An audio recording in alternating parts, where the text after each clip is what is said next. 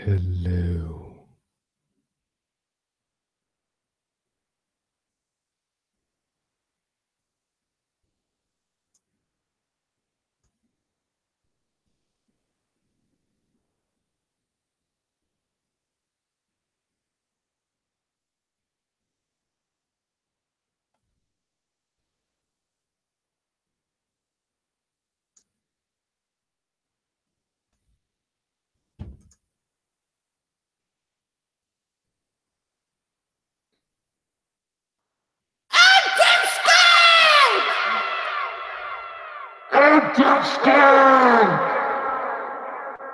And so you should be, children.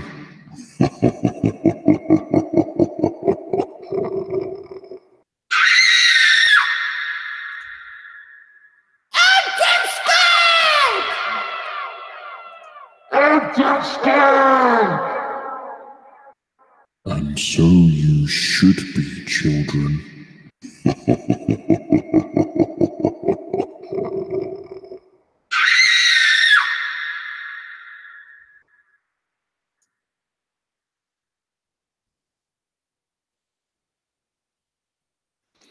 Good evening, everybody. Happy Halloween and all of that stuff. We don't really do Halloween here in this particular household. Some people do, some people don't. We don't really. But I thought I would amuse you all. So I hope it certainly has done that. Maybe scared the crap out of you. I don't know. This creation here, my son made this. And I'm not going to wear it for the whole show. That'd be silly. But I certainly thought I would wear it now for you.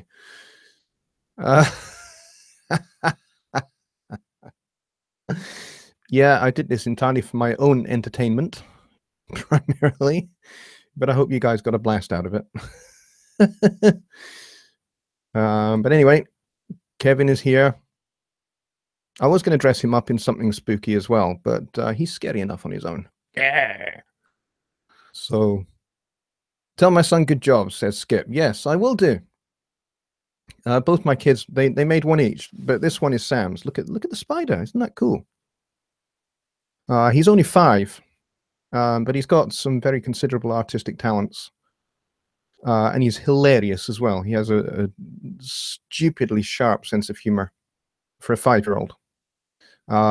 So yeah, so he's probably either going to be some kind of graphic artist or he's going to be a comedian or both as he gets older. Who knows? But there we go. I should show you maybe the whole thing. Let's see if you can actually see a bit more of the whole thing. See all these lightning things? I think my wife made these, and the stars. But the spider, don't know if you can see the spider because I might be hiding it from the light. There we go. The spider there, that's definitely my son's creation. The webs, I think my wife made as well. But yeah, and that's the hat. Very cool, huh? And it hides my bald patch. Hides my completely receding hair. Very well, I thought. So so there we go. I did spy that we had like 11 or 12 people here, but it's now dropped down to 8. So maybe a few people got scared off by the scary sounds that I had there.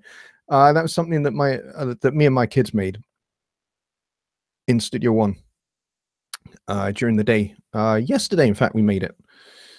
And it was hilarious fun. The scream you hear at the end there is my daughter. She stood out in the hallway there, and I had this mic sat literally here, and so she was a good distance away from the mic, but that's how loud the scream was. I didn't have to gain it up or anything.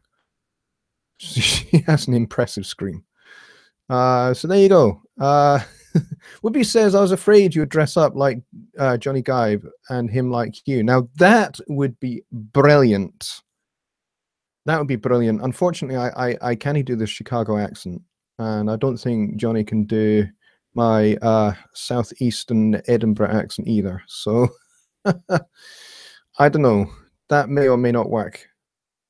But yes, Great minds think alike. I like that. I'm going to take this off now, and I'm going to put it. So we got it there in the background. Behind, you can sit on top of my Union Jack flag. So I hope everybody is well. It looks like we've got a small gathering at the moment. So hopefully a few more people will join. Did I share a link? I posted it up on the Home Studio Trainer support group, and I think I shared it in a couple of other places as well. But yeah. So Woodby says JL needs help getting a plane ticket to Chicago. Well, yes, it would be nice if I could. But yeah, I'm not kind of holding out for it. Because I know that it's incredibly expensive. It's a lot of money to gather together. You know, and I would need money to spend whilst I'm there as well. So we'd be looking at well over £1,000 probably. And that's just to fly economy class from Edinburgh. So because I would probably have to go Edinburgh to Dublin and then Dublin to Chicago. That might be the cheapest route for me to go. But but yeah, so who knows? I mean, it's been a long time since I've been there. I was last there in 2006. I have been back to the States since, but only really just like for a weekend. I literally went to New York for a weekend to play at a friend's wedding who was getting married in New York, and they flew me out there for the weekend, and it was great. And we went to Birdland for their Sunday night show, which was just absolutely awesome.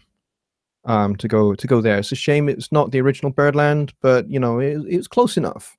Close enough for me. You know, you could definitely feel the presence of Charlie Parker in the room. But yeah, that was maybe about 3 or 4 years ago, and that's the last time I've been to the United States. It's just impossible to afford it. Ship myself as freight with UPS. Yeah, have you seen what UPS, when you ship stuff to the United States, have you seen what condition it ends up in? A friend of mine purchased he purchased a guitar from a store in Boston, I think it was, that he found online, and they were selling they were doing special deals on a particular Fender Telecaster that he had seen when he was there. And so he got it shipped out, and when it arrived, the neck had snapped right at the mounting point where the neck is joined to the body of the guitar. So yeah. So let's see who we got here. Jim Sad is here. I think that's how I pronounce your name. Correct me if I'm wrong. He says, "Howdy do from California. Where's the hat? The hat is right here. Here it is. My son made this with a little bit of help, little bit of help from my wife. So that is correct. Okay, that's cool. Jim, I know from Presonus. He's a great guy. So very, very glad you could make it here, mate. It would be nice if we get some more Presonus guys over here. That'd be really awesome if we get some more Presonus folk over here. That'd be great. So let's go and see who we've got. We've got 9 people, which is smaller than we would normally have, but that's okay. Small is good sometimes. So we have Widbeast, of course, and Skip. Skip is a legend on the internet. He gives myself, Johnny Gibe, and Dave Vignola and a few others a tremendous amount of support, and he helps. One of the big things that Skip does is he helps populate all the community university training videos over on the Presonus forum. That's the big thing that he does, and he helps get all of our videos together, and he puts them into the forum, and they're there for everybody to watch. And it's a tremendous thing that he's doing behind the scenes to make sure that community university really becomes somewhere of just like a fantastic resource on Studio One and Notion. I've seen that there's some new Notion videos up there, which is fantastic because I'm actually a newbie to Notion. I used Sibelius and Finale for a number of years, so I'm actually learning there. I'm learning a lot from those videos because I'm really complete newbie at Notion. I mean, there's obviously some shared functionality between the different scoring softwares, but yeah, Notion is a new one to me. But once I found out that Notion was owned by Presonus, I thought, well, let's take a look at this. So I took a look, and then of course Notion 6 came out with the interoperability with Studio One, and that was me sold. So I purchased it, and so yeah, so I use Notion for all of my scoring and for notation examples for my bass students. That's the best thing, is that it's a brilliant resource for doing example bass exercises for my bass guitar students, and I can just I can take snapshots of them and import them into a Word document, and it's just fantastic. I can just send them to my students, and they've got things to work on, and I can combine that with audio to go with them. So Notion is fantastic. Love it. So there we go. Who else do we have here? We have MJN. How are you feeling, my friend? I hope you're feeling much better. Beatrice, good to see you. I'm glad you're here. Skip says he had to set up a new network today and have been re-registering all my devices. My whole house and every device is on the bloody network. Does that include your toaster and your kettle and all that fun stuff? That'd be fun, wouldn't it? You know, using your toaster to control Studio One. Skip says, anyone got sound, or is it me and my network? Oh yes, that was at the start when I was deliberately not making any sound. Kevin Stein. Yes, Kevin Stein is here. Woodby says, you are the bomb, man, the bee's knees. Well, that's nice of you to say so. Thank you. And Bobby Booth is here. Good to see you, mate. Who else do we have? Inais43 is here. I hope I'm saying that right. Inais Ennis? I'm not really sure. And of course, Jim, my good friend from California, is here. Skip says, give me a second, posting wildly on the other groups. You are a legend, my friend. Thank you. And Fred is here. Fred Grover, thank you. And Skip is back. Notification of our little stream posted all over. Good. Thank you very much. So we've got 9 people here. And MJN Studio says that he feels human again. Well, I'm glad to hear that. Yeah, the little illness you had there was not very nice. So I'm glad you are back up and about and keeping everybody entertained, which is great. So it's good to see Fred is here. Fred helps me and Truckee Kruger moderating Johnny Give's live streams. And actually, Fred is somebody who uses Camtasia for making videos, and he really knows his stuff with that. So, and I've been using Camtasia for a couple of years. Fred got me in touch with the guys at TechSmith, which has been fantastic. So I've been talking back and forth about how I use Camtasia, and they've been really quite interested in how I use it. So I could be making some videos for TechSmith, possibly. You heard it here first, so keep it. Shh. Okay, oopsie. Who else do we have here? We have Johnny Guy, the man himself. I was just talking about you, buddy. So very glad you came onto my my little stream, which is very low tech and lo-fi. As you can see, screen resolution sucks, and it's just me talking into a microphone. I don't have all. I'm just still annoyed that I can't use OBS for doing my streams, but I'll get over it. And this is just the way it's going to be. I can share my screen using Google Hangouts, but it's only in mono. Johnny says, "Wow, I was using Camtasia for a long time. They never called me. Well, they never called me neither. They never called me neither." I was just chatting to Fred actually one day, and Fred said, "Hey, you know, I know I know some of the guys there, and that was I just sent them an email, and that's the way it goes. That's how that worked out, and so they got back to me, and they're quite interested in how I use Camtasia. So there you go. So I might be showing how I have, I'm going to shoot maybe a video that shows how I have everything routed audio-wise, routed, depends which side of the pond you're on, for all the audio for getting videos. Let's see. Johnny says it actually looks really good. Oh, well, that's good. And he was messing. Yes, I know you were. They should call you neither. You're Johnny the man. They shouldn't call me neither. No, I'm glad. Yes. Neither, neither, either, or either. So let's call the whole thing off. There we go. Fred says they do not call JG, but you can call them for support or put in support ticket. And TechSmith is great at getting back with you. Well, tell the truth. Yeah. Yeah, they are. They're very good. Just don't call me late for dinner. Oh, and don't call me Shirley.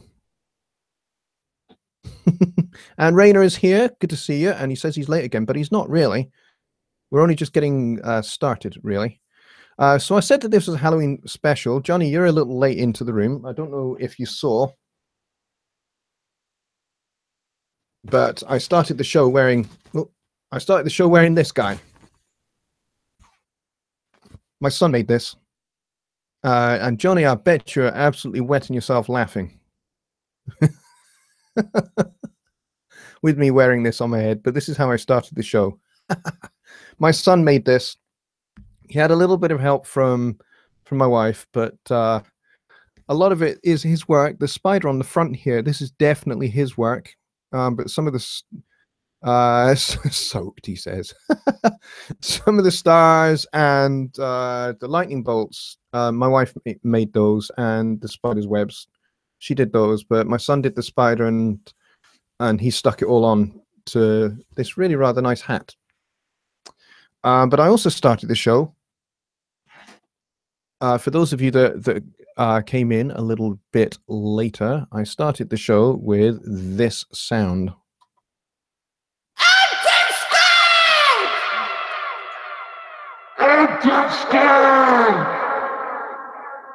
And so you should be, children.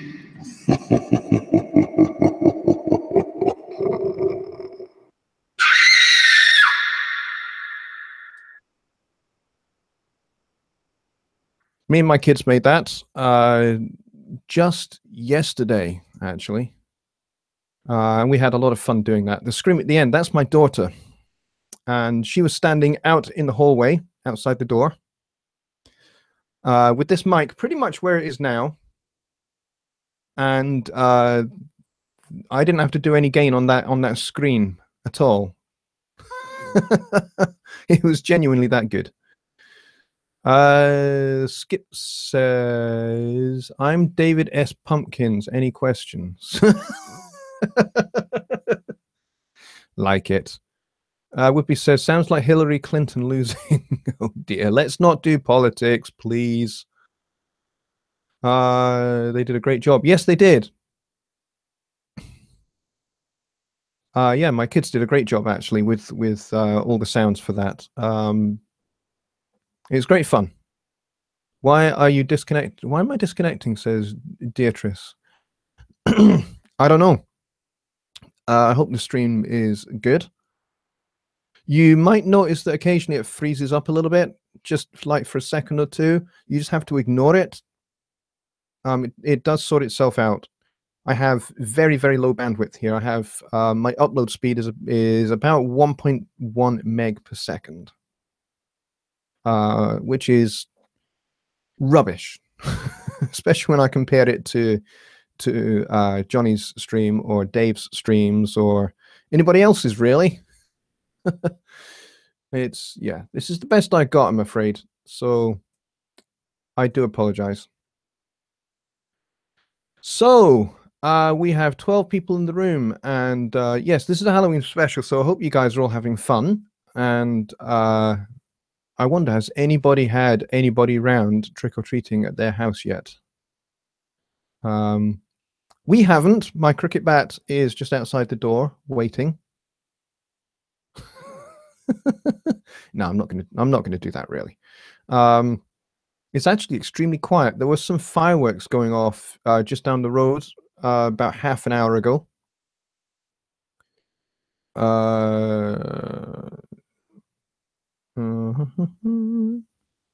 Tuesday for us, says MJN. Not till Tuesday. Okay.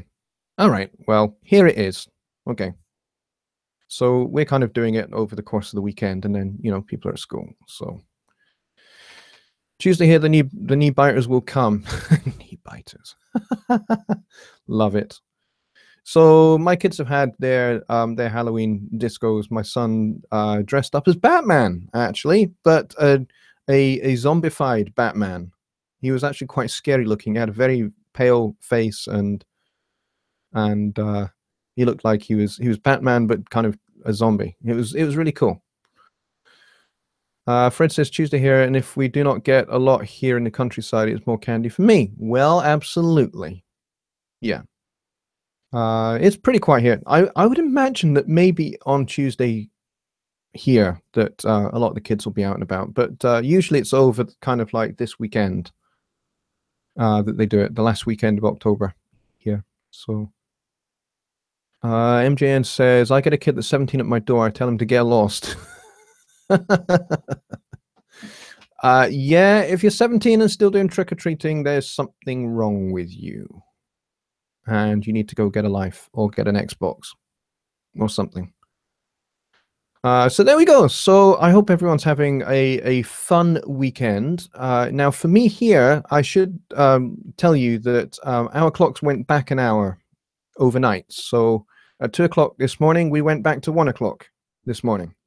And I was still awake at that point. So it was a little bit disconcerting, actually, watching it happen. It was just like, it went to 1 o'clock and then wait for an hour. And then, oh, it's 1 o'clock again. And I was just like, I lost an hour. An hour I shall never get back. So yeah, so we are an hour closer to you guys than we were. And I realized that your clocks don't change until is it November 5th for you guys? That your clocks change, your clocks go back an hour as well. So at the moment we are an hour closer. So I'm doing the stream. I started the stream at 11 o'clock tonight. So the night is young. So we could go for a little bit longer than we normally do, providing you guys have got questions. And providing the chat is good and entertaining and all of that stuff. Fred says, I give treats to all, no matter what their age. It's the fun of Halloween. We go ahead next Sunday here. Okay, that's cool. Woodby says, same here. We get like 75 of all ages. Right, okay. Okay.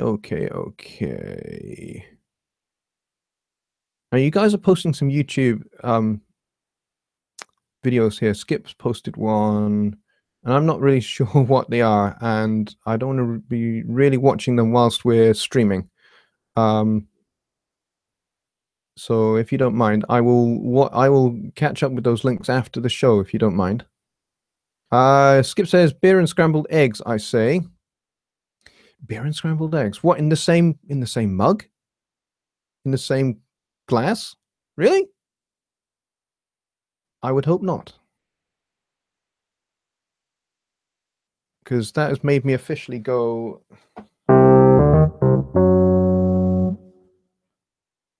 And it's made me raise my eyebrow. All right, anybody got any questions to do with songwriting, music production, mixing, mastering, and audio in general, and Studio One, that kind of stuff? Let's get started. Whitby says, I just added 14 backup tracks to my new song. What is the best way to manage them?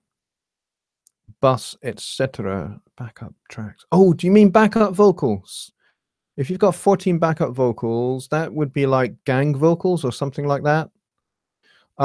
Yes, I would bus them. I would create a bus, call it gang vocals or something. And yes, I would apply some broad general EQ, like a high pass filter and just some general broad stroke EQ, and a smidge of compression to those. So you're treating them broadly together, particularly with compression, because if they're kind of singing harmony parts or if they're singing together, then you want them to breathe together. You want the compression to breathe together at the same time. So I would just have just the one compressor on the bus there. And he says, I have them in a folder track. Okay, well, that would work.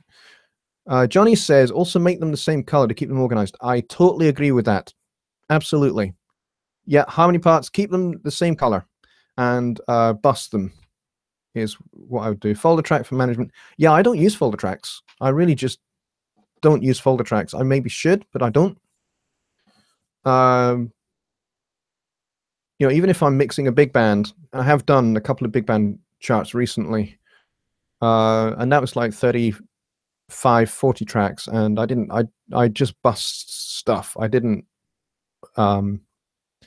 folder track at all. But folder tracking is definitely a great way to do it because you can pack the folder, you can close the folder up, and then they're not, your edit view is just not like loaded with hundreds of tracks, which is, I suppose, could be a bit of an organizational headache. Johnny says use the console scenes. Yes, that is definitely a great way to do it. And Jim says folders are great. They can help manage your real estate. Definitely they can. I guess I don't tend to do projects that are really huge very often. When do I use auxiliary or VCAs? Well, I tend to, I mean, my mixing method, if you go on to my channel, there's a video there called My Approach to a Mix, and you'll see how I kind of go about mixing. So I use buses extensively, because that's how I mix. I mix backwards. I start with the mix bus, and then I go down the line to the buses, and then down the line through individual tracks. VCAs are great. I don't tend to use them a whole lot. However, the last couple of big band tracks that I've just recently mixed, I did use VCAs actually quite a bit because I wanted to automate the trombone section and the trumpet section separately. So I had them on VCAs as well as bust and everything else. And I ended up having VCAs for each section. So I had a trumpet VCA, a trombone VCA, an alto sax VCA, a tenor sax VCA, and a baritone sax VCA. Even though the baritone sax is all on its own, I still wanted to be able to automate it on a VCA. It just kind of everything else was on a VCA, so it made sense. And then a rhythm section VCA. And it just meant that I could do little bits of subtle automation to keep everything nicely balanced, volume-wise, across. If I needed to feature the trombones for a phrase, well, I could do that. And the VCAs are perfect for that kind of thing. So yeah, so that's when I would use VCAs. If you're wanting to do automation on a bunch of tracks, where you want to bring, like, for example, your gang vocals, you could use a VCA and you could automate that VCA, so that you could, when they're coming in, you could just give them a tiny little lift, like of a dB or so, maybe 1 or 2 dBs, just a little lift, and then drop them back down, that kind of thing. Bobby Biz says, I've never used the VCA fader, but then I don't know how to mix. Bobby, stop lying. You know how to mix. And I know you do, because I seem to recall one of the Studio One sessions contests, I believe you won. So you are lying, you naughty boy. You certainly won one of the prizes. I'm pretty sure of that. So you definitely know how to mix, my friend. So have some confidence. Okay, cool. So I hope that's answered your question there about VCAs, busing, automation, that kind of stuff. Hope that helps. Yeah, as I say, I don't use VCAs very often, but if I'm doing something like a big band or an orchestral mix, then yes, I will. Because, you know, when you're doing a big band chart or you're doing an orchestral chart, you're not really using a lot of compression. You're using a tiny, tiny, tiny little bit of very subtle compression. So the rest of it is kind of a little bit of careful automation, which is great fun. Oh, excuse me. I'm actually slipping off my chair. Beatrice said you had a great mix. Yes, Bobby, you did. I remember that mix. It was very, very cool. Very, very cool indeed. And Woodby says it helps. Awesome.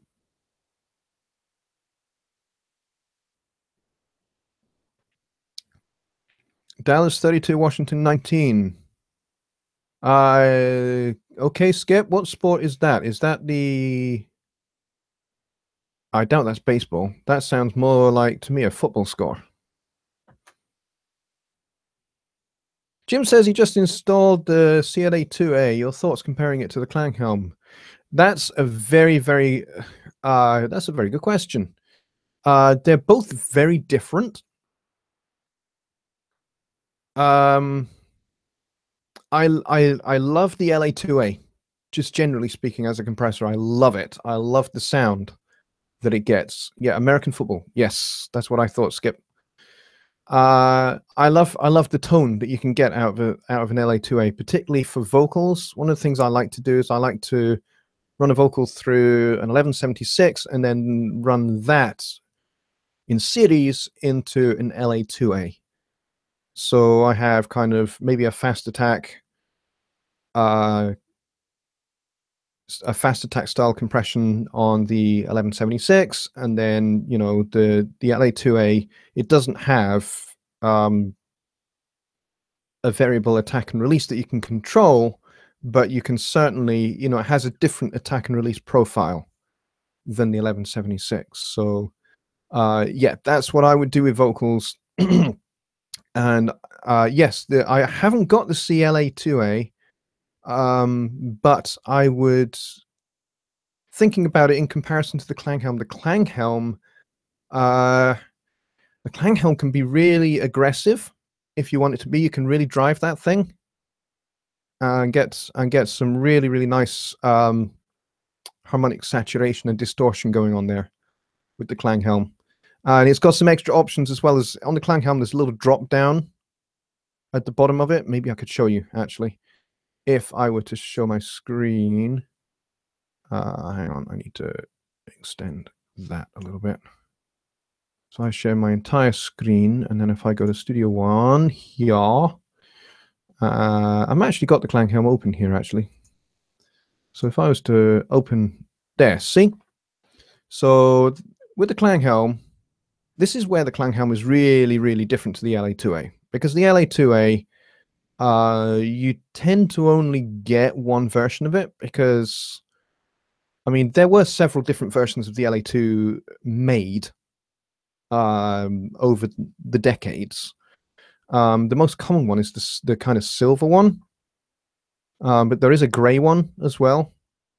But the Klanghelm has basically 3 compressors for the price of one. So you have this one, you have the Mark II, which is a little bit more kind of, I guess, a little bit. It's not entirely, but a little bit 1176 like. And then this one's kind of like a more modern style 1176, and you've got these 3 different things. So you've got a high ratio here for parallel compression, which is cool. But what you have at the bottom here is you have this little drop down here, and you've got your wet dry knob here for parallel compression. You've got a sidechain filter. You can drive the tube simulator really hard. You can just like smack this silly and get lots of nice distortion. You can change the tone of the compressor as well. So you can either have it nice and clean and crisp, or you can have it dark and foreboding, which is quite nice. So I had this one set kind of in the middle for this. But I don't have, as I say, I don't have the CLA 2A, so I can't really compare it fairly But a lot of people tell me the CLA2A is really, really good, and it's basically they've modeled one of Chris's own hardware LA2As in his studio, and that's how they got it. How they got the sound of it that they did. It's pretty awesome. I just haven't got my hands on it yet, mostly because I'm probably just a lazy bugger.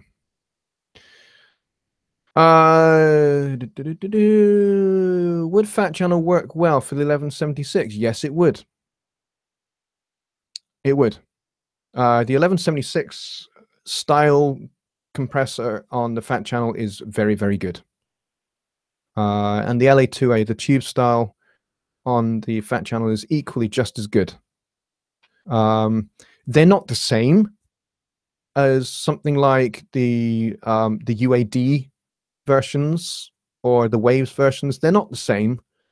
They have their own tonality. They have their own sound, which makes them unique. But there again, you know, if you were to put 3 hardware LA2As next to each other and have them going through exactly the same signal chain, each one would sound slightly different.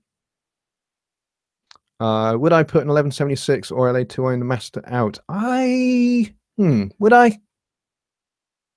I probably wouldn't. That's just me personally. I probably wouldn't do that. I would tend to go for something maybe a little bit transparent on the mix bus.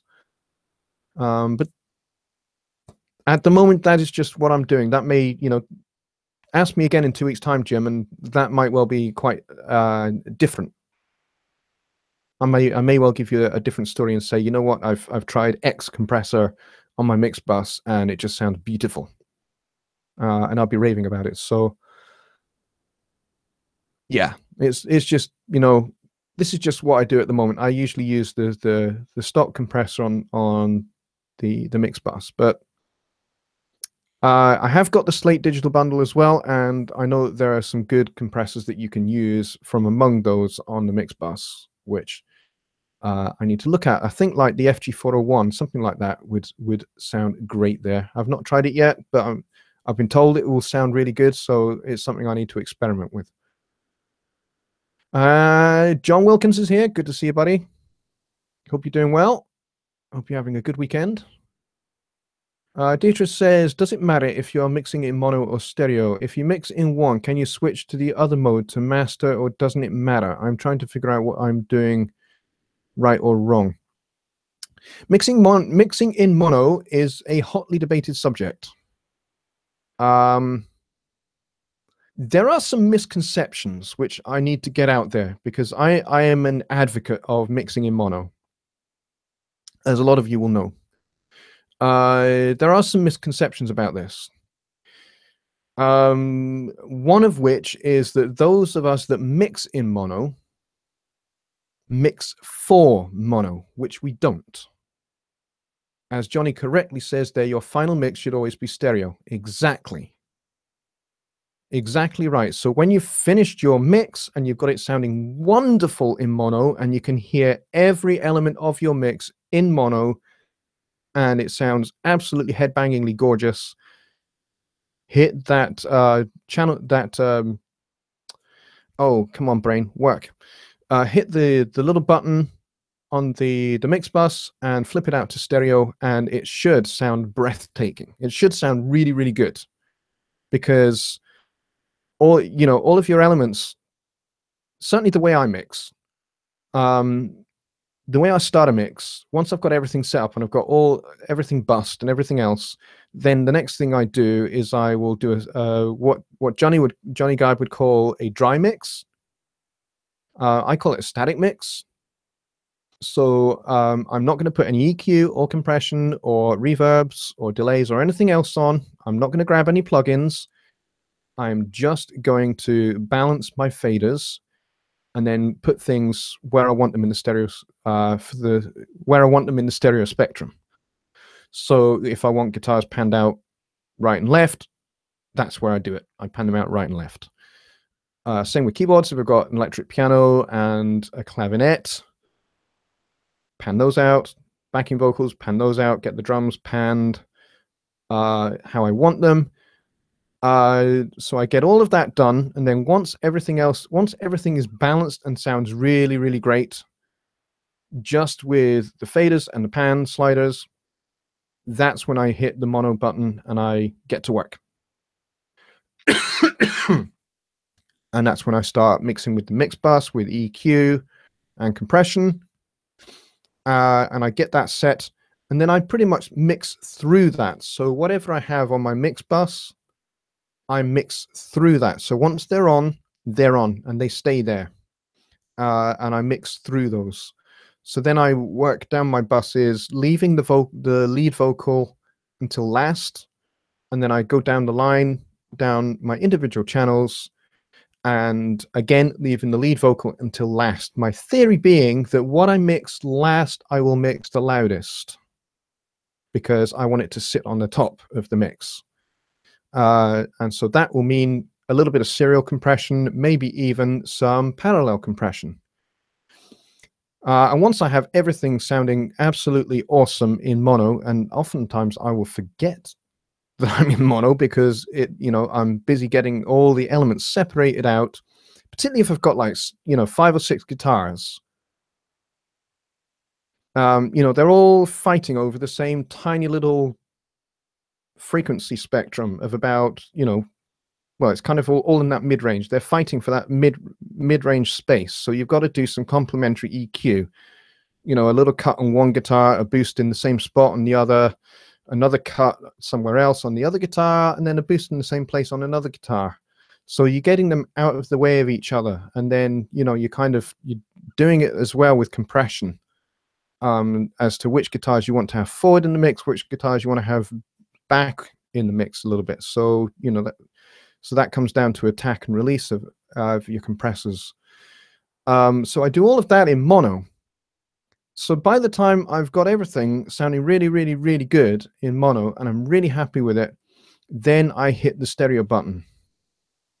And hitting the stereo button, everything should really, really open up, and I should really be able to hear all of the work that I've done with the separation in mono. Because the beauty about separating things out in mono is that because it's in mono, everything is collapsed on top of each other. So if you've got a stack of guitars, they're all collapsed on top of each other. So you have to work that little bit of extra hard to get them separated until you can actually hear every single guitar.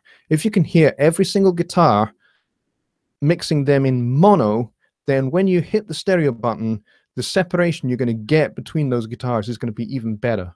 Because the other thing you have to remember about mono is that not everybody is going to listen to your final product. Your final end listener, the person that purchases the download or purchases the CD, they're not going to be listening in an ideal acoustically treated environment sat in the sweet spot between your speakers at the apex of the equilateral triangle between their speakers. People are not going to sit like that.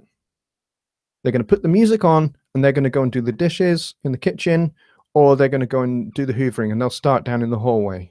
So by the time the sound has left the speakers, bounced off any of the parallel surfaces in whatever room that stereo system is in, by the time it reaches the listener's ear, it is going to have collapsed to mono. That is just simple physics and acoustic principles. That's just how sound works. So it will collapse to mono by the time it gets to your ears. If you're wearing earbuds or headphones, that's a little bit different. You're in fact going to, headphones and earbuds are going to give you a false sense of this stereo spectrum in either case, and that's another question. But mixing in mono enables you to make sure that if your listener is down the hallway cleaning, I don't know, cleaning the front door or whatever, and they've got the music on in the lounge, by the time the audio gets to their ears from the speakers, bouncing off whatever parallel surfaces down the corridor, bouncing off of all those parallel surfaces until they get to their ears, by the time it gets there and it's collapsed to mono, they can still hear every single element of your mix. they can still hear all five guitars, and they can still hear, you know, the synth string pad that you've got, the piano. They can hear the Fender Rhodes electric piano, the clarinet. They can hear all 7 of your backing vocal parts, and all of that. You know, that's your goal, because not everybody is going to be sitting like I am, and like the rest of you guys are. If you're sitting in your studios, you're going to be sitting there in the apex between your speakers. So you're going to be in the sweet spot of the stereo spectrum. Not everybody's going to be like that, you know, especially if your music ends up on the playlist of a restaurant, because, you know, you might not be sitting in that sweet spot. You might be sitting right next to the left-hand speaker, or right next to the right-hand speaker, or way back, too far away, so that by the time the sound has got to you, it's collapsed to mono anyway. Or if you're in a shopping mall and your music comes on the shopping mall, you want to be able to hear, even over those tiny, crappy, tinny little speakers that they have in the shopping malls, you want to be certain that you can hear every element of your mix. Can you hear all 5 guitars? Can you hear all of your keyboards and all of that stuff?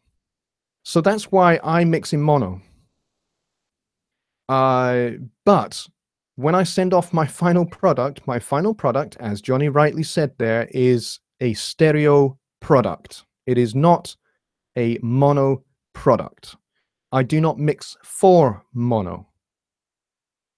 I mix for stereo, but I use mono as a method for achieving greater separation between the elements of my mix.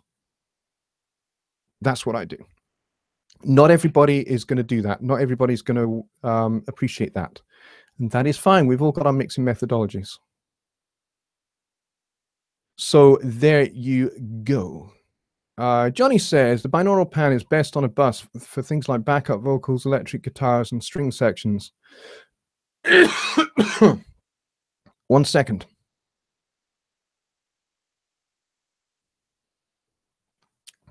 You know, I like the binaural pan. I would use the binaural pan primarily in mastering, particularly on material that does not have a great deal of width in the mix. So the mix might be a little bit on the narrow side, so maybe I'll use the binaural pan to get a little bit of extra width.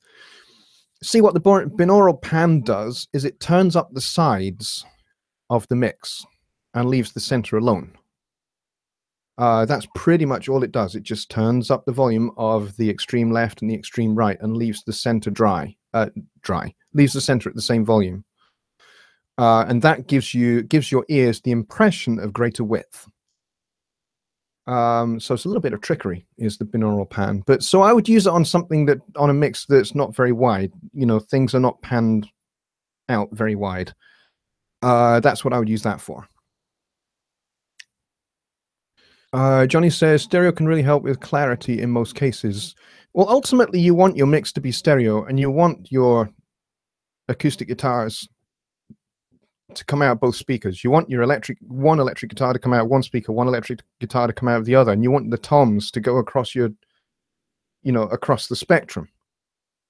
You know, and you want your backing vocals arrayed nicely, spread across the stereo spectrum. That's what you want. And, you know, if you're sat reasonably close to the center of the speakers, it's going to sound wonderful on a stereo, you know, the stereo setup that you've got in your house. But, you know, if you're anything outside of that, if you're, you know, a way off to the left or a way off to the right of where those speakers are related, you're basically going to get the sound coming out of the speakers bouncing off whatever surface is behind you, and then off any other surfaces before it gets to your ears. Plus, you'll get some of the direct sound as well. So you'll get some phase cancellation as well. And that, again, as I say, is just pure physics. That's just how sound travels. Sound travels in straight lines. A bit like light in that respect. Deirdre says, I have been told I have the patience of jobs. So, well, that's good. And I hope that helps you, Deirdre, actually, with your decision about, you know, how you're going to approach your mixing, whether you're going to do it in mono or in stereo. Either way, if you're not into mono mixing, that's fine. Absolutely, just doing everything in stereo is a perfectly legitimate approach. Just bear in mind that by simply chucking one guitar left and one guitar right, you're not necessarily going to deal with any frequency areas where there is combat between those two sounds sources. Just panning them out right and left isn't necessarily going to deal with that.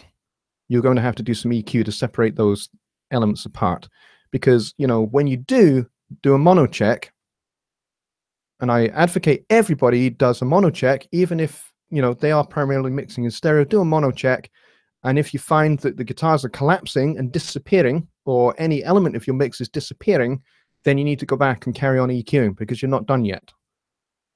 But if you hit the mono button and you can still hear every single element of your mix, then you're good.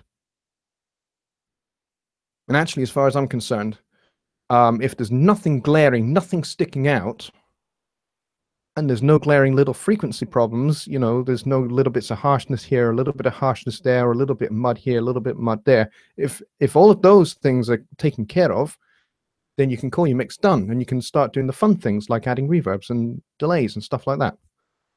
That would be my opinion. And Beatrice is applauding me. Thank you. I appreciate that. And MJN says, great explanation. Yeah, that was a bit of a long one. Sorry about that. It was a bit of a rant. But yeah, it's just that's kind of what I was taught when I was at university many years ago, doing recording engineering as part of my music degree. That's kind of what they taught us about the principles of, you know, kind of your position of listening in relation to this, you know, your sound sources, your speakers.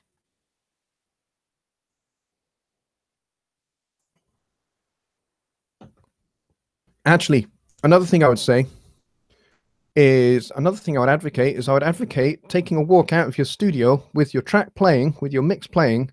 Take a walk down the hall and see how that sounds. See what elements of your mix you lose when you go down the hallway. Check out what happens to your bass when you go down the hallway.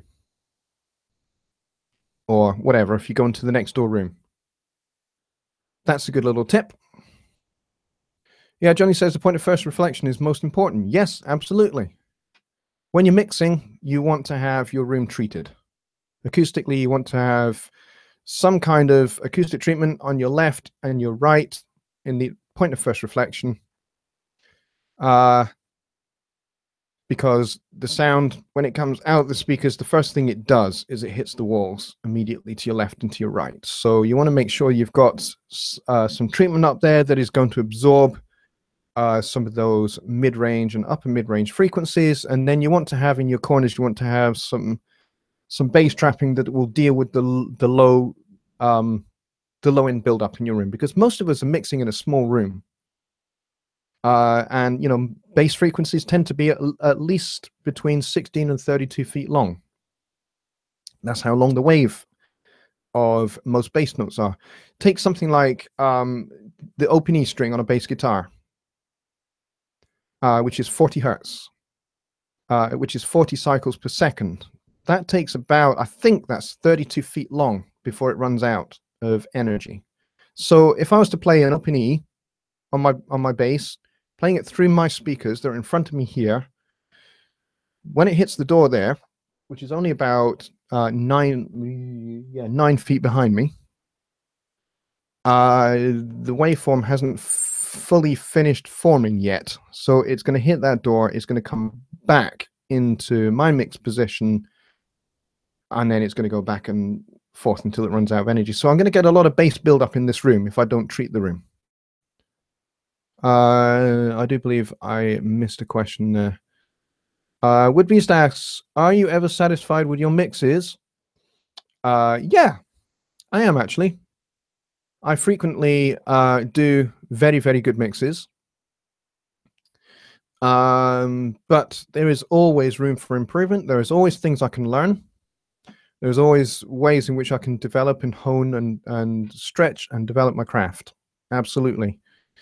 The day that I start thinking about I've reached that point where there's nothing more to learn, that is the day that somebody needs to put a bullet between my eyes.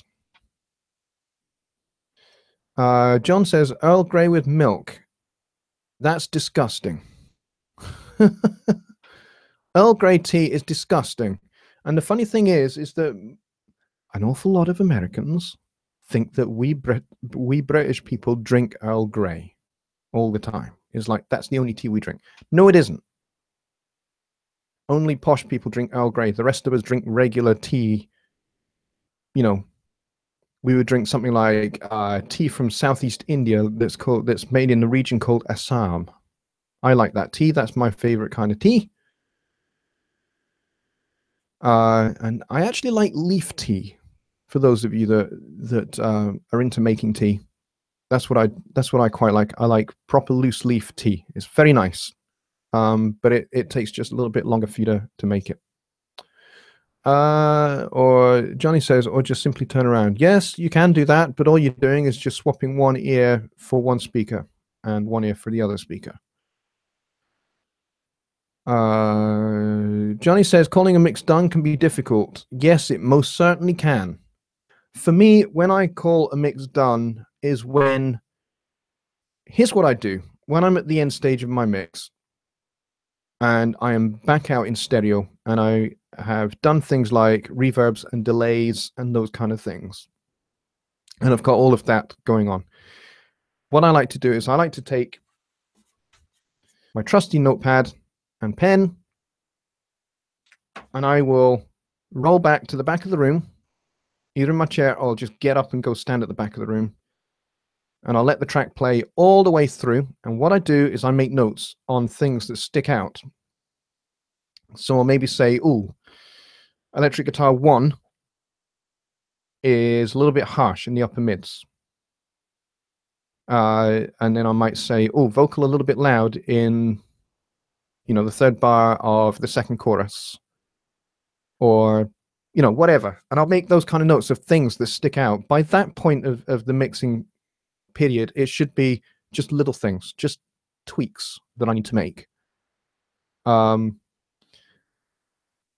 then once I've heard the song all the way through, I'll look at my little checklist that I've just made. I'll come and I'll sit back in here and I will go and deal with those issues. And then I will go back to the back of the room with my notepad, play the song all the way through again. And if I'm still hearing things, I'll make another checklist. And I'll rinse and repeat until I'm standing at the back of the room and there's nothing, no checklist. If I have no checklist and there's nothing, I've made no notes, then my mix is done. And I export it and send it off. So, yeah, it can be difficult. But if you have a methodical approach, rather than rather than kind of how do I phrase this? How do I say this? The opposite of a methodical approach. Yeah, rather than kind of like having a subjective opinion of the mix. Yeah, I don't want to be subjective about my mix. I want to be objective about my mix all the way through it, from start to finish. I don't want to be personal about it. I don't have any personal attachment to it.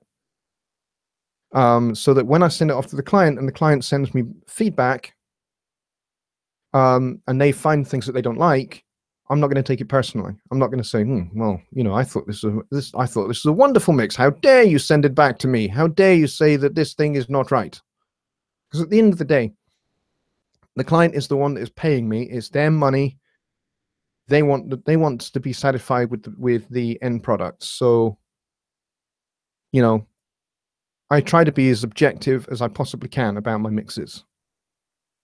So that means I have a methodical approach. by way that I can discern that something is done. If there's nothing sticking out, if there's no little tweaks here or there that really stand out to me, then I'll send it off. It could be that I'm not hearing them. And that's where client feedback is really important. Because the client will, because they've not been in your room whilst you've been listening to the song for the last 6 hours, mixing it.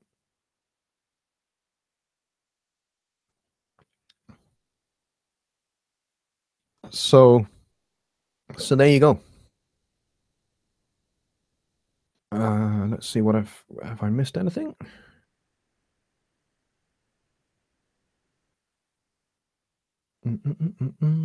Fred and I were just talking about that earlier, says MJ, and studios never too old to learn. Absolutely.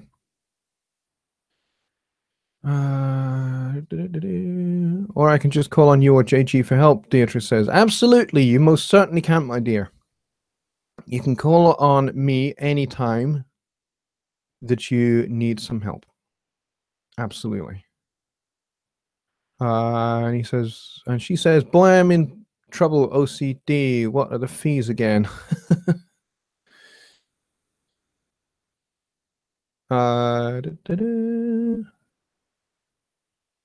She says, I'm going 1,000 miles an hour right now.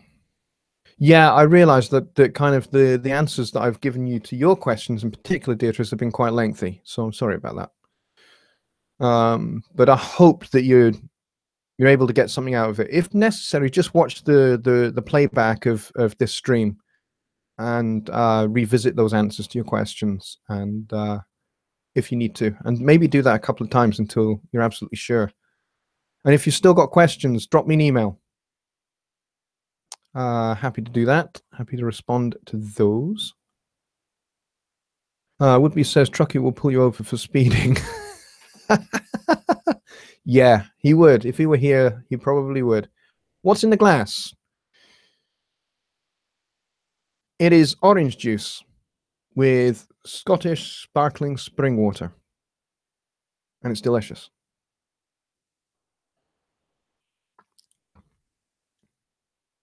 Because I was at another studio again today, but this time it wasn't a bass session. The last couple of Sundays I've been doing bass sessions, but this was a vocal session.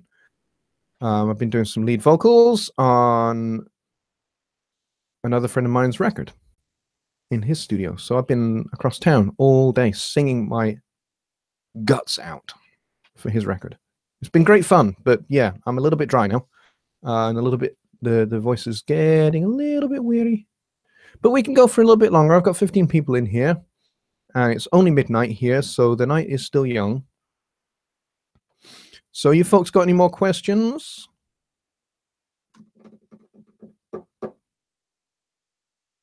More questions?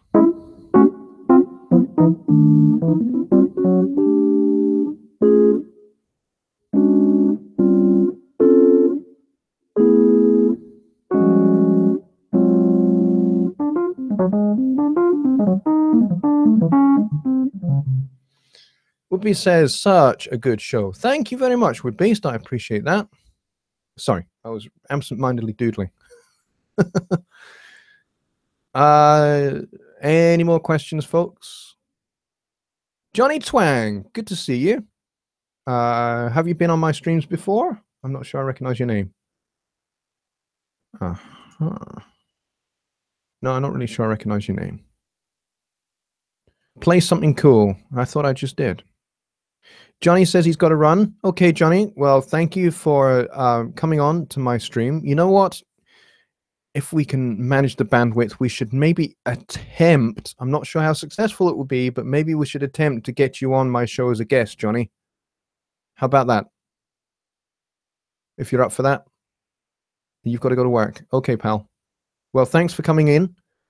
And if you're up for doing that, if you're up for coming in and being a guest on my show, because I've been a guest on yours, we could chew the fat. That would be cool. Yeah, I'm not really sure. I'm not really sure whether my internet will cope with it, but we could certainly try it. It'd be good to experiment with. So everyone is saying bye-bye to Johnny. Cheers, dude. Thanks for coming. And I guess we'll see you tomorrow on your stream. Have a good night at work. Hope it's nice and quiet for you. Whoopi says do some Wayne Newton. I have no idea who that is.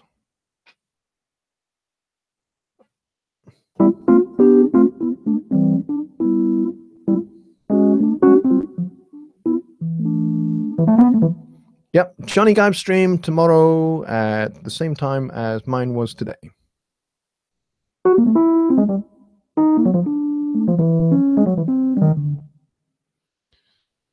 You guys are probably wondering if I'm working on new songs or anything like that at the moment. I am. I am working on some new songs. I should have a new EP coming out at the end of January. There, I said it. I told you when it's coming out, so I have to get finished up now. Yeah, so I'm working on some new songs. If you are familiar with my EP from last year, which was called Belonging to Tomorrow, I don't know how many of you have got it or have listened to it. If you haven't, go check it out. I can drop the link in here. I have to go and get it first. Where is my link? Here it is. Copy link address.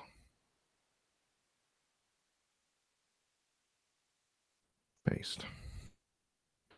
There you go. There is the link to my my EP and my single, which I released this year, which is an instrumental tune called Softly Spoken, which features the Presonus Symphonic Orchestra brass section plus me. I'm playing upright bass and drums. And what else am I playing on that? Piano and a little bit of guitar as well in a couple of spots. But yeah, featuring the trumpets, trombones, and French horns from the Presonus Symphonic Orchestra. And they were very cheap. Didn't have to pay them a session fee, which is also good.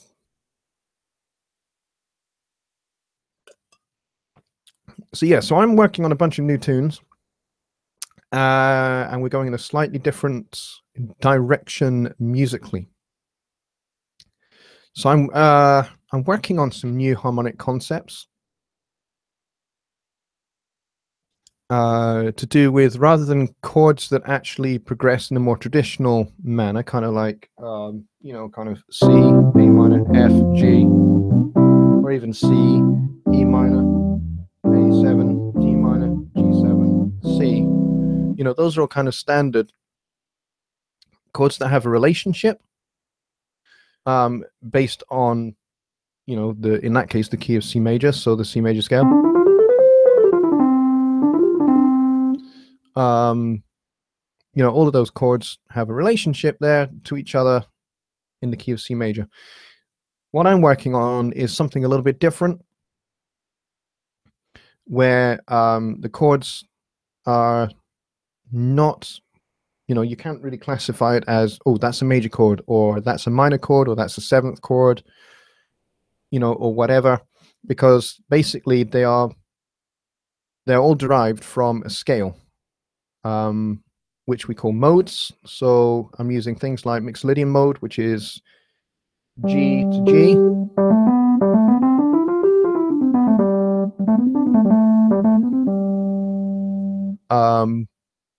But also different modes as well. So like diminished whole tone scale, which is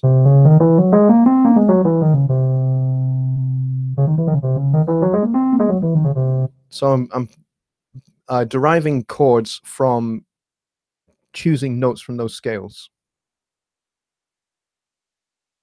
Sparkling Scottish spring water isn't showing up on Google. Well, it's because I can't really say the brand name. Because I will immediately get sued, more than likely.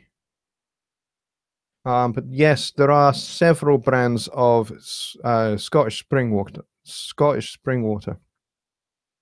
Must be gin.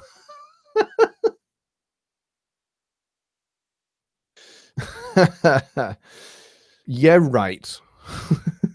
I haven't touched gin in 20 years. Over 20 years, 23 years. I used to love gin. I used to love gin a lot. I used to drink it regularly. My favorite was Scotch. Single malt Scotch whiskey. At least 12 years old. I have expensive taste in whiskey. Deirdre says, yeah, I got some sparkling water, but it isn't Scottish. Yeah, well, you see, the thing with Scottish spring water, you know it's Scottish when you take off the lid and it goes, "Aye," when you open it. Then you know it's Scottish. That is deadly, he says. So yeah, so I'm working on some new songs with some new harmonic ideas and a couple of different rhythmic approaches as well. So there's gonna be some more unusual sounds. It's not going to be freeform jazz or anything remotely like that. There will be some structure to it. There'll be form. There'll be style. John Wilton says, "Drink Scotch whiskey, drink Scotch spring water all night long, and die behind the wheel." Yep, absolutely. Yeah, you know what? I should email Donald and say when he comes to play Edinburgh that he should change the lyrics of Deacon Blues just for that night. Yeah, drink Scotch spring water all night long. Bobby says, I'm always working on new songs. Yes, well, you know, I'm a professional songwriter. So I have to. It's one of the things I do. I write songs for other artists in the UK, in particular. So working with some R&B artists at the moment, and a very, very, very talented jazz singer called Heather. I'm working with her at the moment. And another wonderful jazz singer called Toyin. She's awesome. She's got a wonderful voice. She's got a really big range. She can go really, really low, but she can also go really, really high as well. So I'm working on her album. I'm producing it. I'm going to be mixing and mastering it as well, and I'm playing. I'm pretty much a one-man rhythm section for her record. But I'm also writing with her as well. So that is proving to be really, really good fun. She's really great to work with. She's really focused. She's got some great ideas for her songs. It's going to be a really good record when that drops. Yeah. Where it'll drop, we're not quite sure yet. So R&B. What? Yeah, believe it or not, yeah, I do R&B occasionally. And I love doing it as well. I love R&B. It's great music. So there we go. We are at midnight. We've been on for an hour and 14 minutes. And we have 11 people in the room now. We've had a few people that have had to go away. Some have gone to work, like Johnny's gone to work. Whoopi says, Beatrice, we need to bring Motown back. You betcha. Absolutely. Some of the best music came out of Motown. Absolutely. Bobby says, let us know when it comes out. What, my EP or what I'm doing with these other artists? Yeah, I will try to let you folks know when their records come out. Could be a little while yet, because they're quite involved projects, and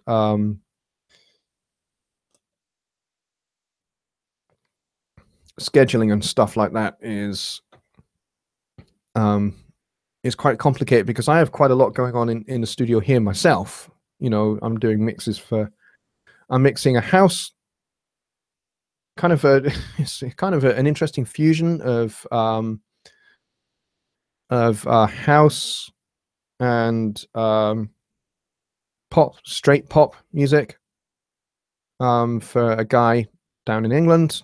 So I'm doing his 13-song album. I'm mastering an album with a guy in Hong Kong, and I've just done a couple of piano solos for his record. So that's progressing as well. And I'm working with a guy in Israel, which is kind of an interesting fusion of Israeli classical music and jazz. It's just fantastic. And I'm playing a lot of fretless bass on that. So there we go. I'm doing quite a lot. Bobby says, "What are you doing with the women?" Yes, I will try and let you guys know when their records come out. That should bring in some dough. Well, yes, that's the hope at least.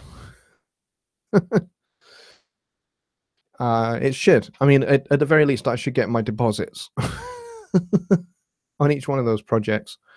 So yeah, it's becoming busier here after a really slow start. It's becoming busier here, which is great. So, yes, so I'm actually doing more mixing and mastering now than I am actually session work. I still do session work because it's bread and butter money. You know, I can knock out 6, 7, 8, 10, 12, 14, 15 bass parts, piano parts really quickly, and my fees are reasonable. So I work with folks all over the world doing that kind of stuff. So not that I'm plugging my own stuff or my own skills and whatever, but yeah, if you need bass parts or piano parts or vocals or whatever, let me know and we can talk. Okay, I'm gonna wrap this up in just a minute.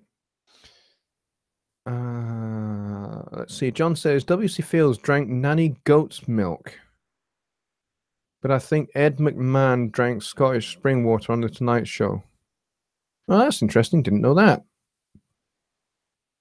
Bobby says that's good. You're getting business now. Yeah, it's good. And I've seen a few say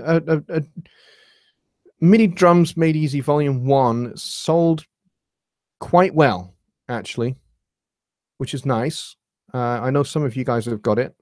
Volume 2, I've had a few sales of. It hasn't really got going nearly as much as Volume 1. But Dave Vignola and I have got some plans for some other products that I'm going to do with him.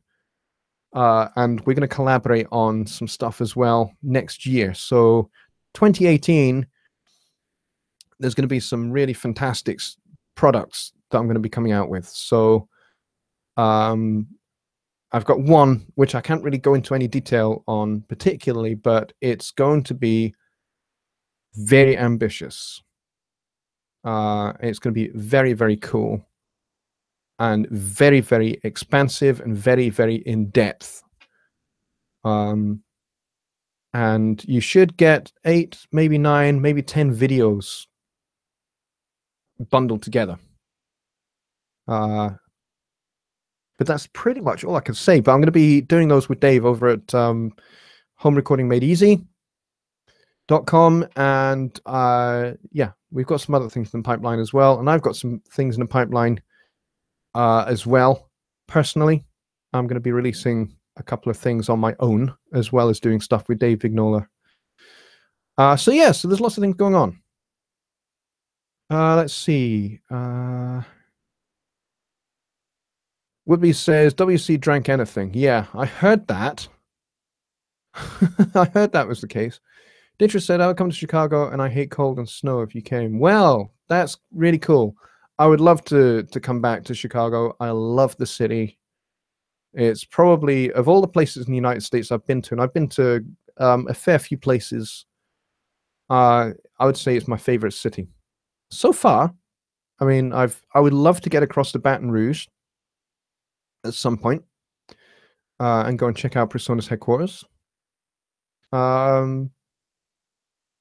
So yeah, there's a fair few places that I've not been to yet that I would like to at some point get to, but I would most particularly like to go and spend some time with Jonny in his studio. And it would be really great if I could get over and maybe do a live stream. The two of us do a Songwriting Simplified episode in the same room. both of us in his studio doing the same show. That would be awesome. So that'd be great. Baton Rouge, Beatrice. Yes, that's where Presonus is headquartered. Presonus Audio Electronics is headquartered there. And Presonus Software is headquartered in Hamburg in Germany.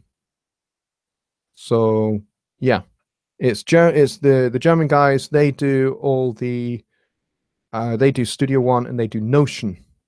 They do all of that. They create all of that there. Baton Rouge primarily does all of the hardware side of the business. So it's very cool. Fred says, did you say very expensive, like out of most people's price range, or reasonable? Very reasonable. My fees are reasonable. I am not expensive. Okay. If you go to my website, I'll put a link up here. Let's see. Control copy, and where's my stream gone? Where have you gone, guys? Where are you? Ah, here you are. Here's the link to my website and to my prices for all of my services that I offer. And there you go. You should see all my fees. They are pretty reasonable there. Okay. We should have to wait for that. Whitby says, my goal to help Jonny Lipsham visit his sister and team up with Jonny for a show. Yeah, well, I appreciate any help that I can get. I really do. But that's, you know, I'm not asking you guys to help. You know, if you want to volunteer to help, that's wonderful. I will totally accept all voluntary contributions to getting me there. But yeah, that'd be awesome.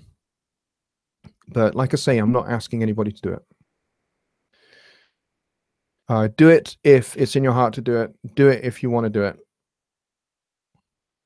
There is no compulsion whatsoever.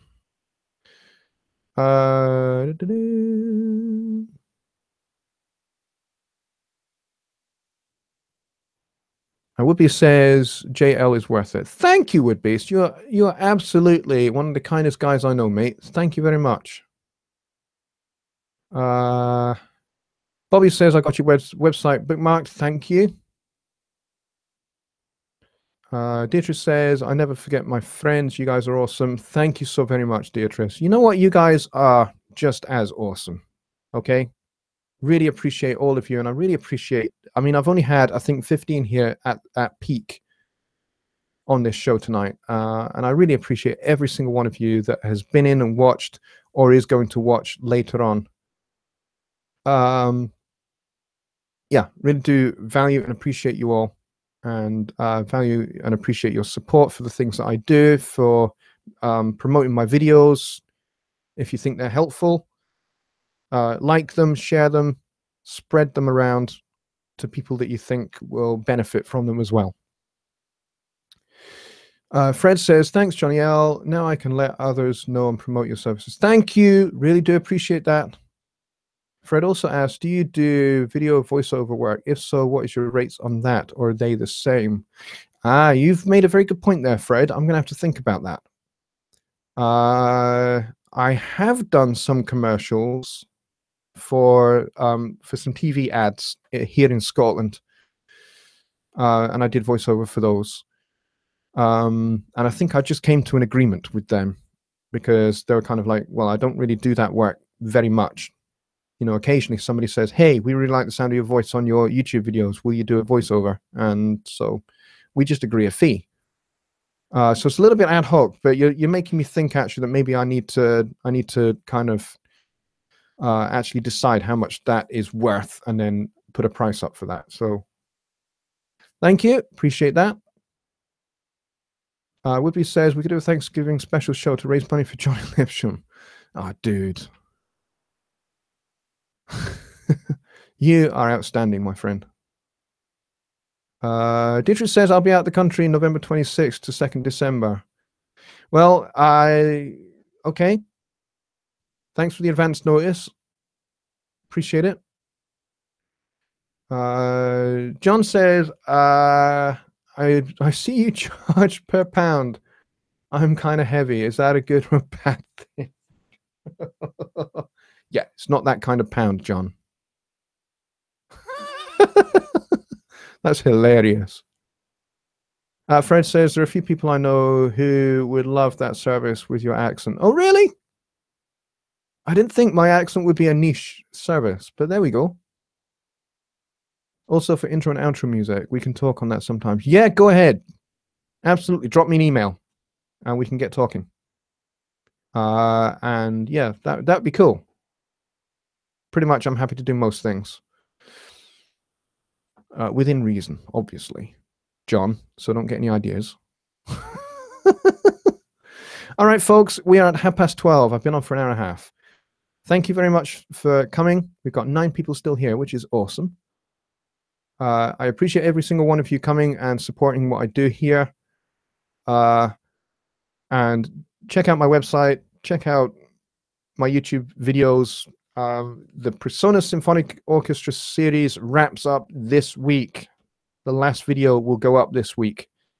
It's actually been a fun series to do, actually, because I've really got to explore that whole product inside and out, which is great. So if any of you have questions on that show, on that series, then drop me an email, and maybe we can get maybe if you guys emailed me questions in advance as well, if you have something that comes up in the week, drop me an email and maybe in the subject put questions for live stream show or something like that.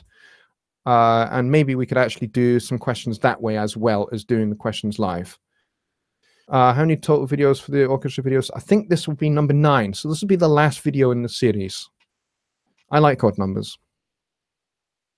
So yeah, I didn't want to leave it at 8. So this will be number 9. Sorry, I've got a really itchy nose. So yes, so this will be number 9. So it'll be the last aspects of the product and a summary of what I think of the product. Whoopi says, you do great all by yourself, no need for help. Thank you, folks. And yes, remember the like button, everybody, says Fred. Thank you. Appreciate that as well. And if you find my videos really helpful, spread the word about them, share them, put them up anywhere where you think they're going to be useful. And I would appreciate that very much. All right, folks. So on that note, at exactly 12:30 midnight, which means it must be 7:30 if you're in the central area, I will see you tomorrow on Johnny Gibe's stream. I'll be moderating along with Fred and Truckee. So you'll see us there. All right, take care, folks. Enjoy the rest of your weekend, and I will see you then. Bye for now.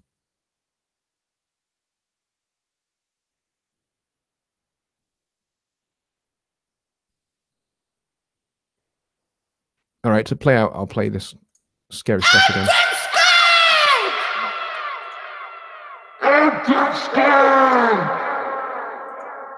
And so you should be, children.